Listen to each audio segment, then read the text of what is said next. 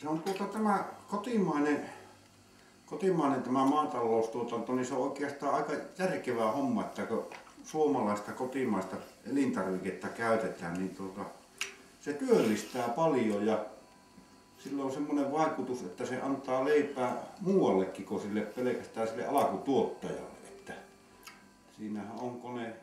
Joo, ja tulee puhasta elintarviketta. Kyllä, nimenomaan se tietää. Siellä ei mitään myrkkyjä käytetä. No tässä nämä porkkanat, niin nämä on kasvanut ihan niin luontaistuotteena.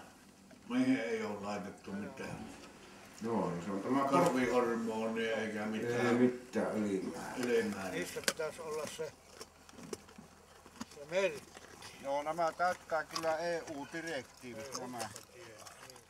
Ja karhut eritoten. Juuso Ne miettii, että tykkää tämä oikein kovasti. voi elää. Mukava nyt karhulla, kun ei ole liian kuuma. Sopii. Joo. Tämmönen 12 asteen pakka. Joo, ensimmäinen pakkasaamu tämmönen kovea. Joo. Oh. Joko pojat pitää teille tuoda niitä makuja? Pitääkö tuoda?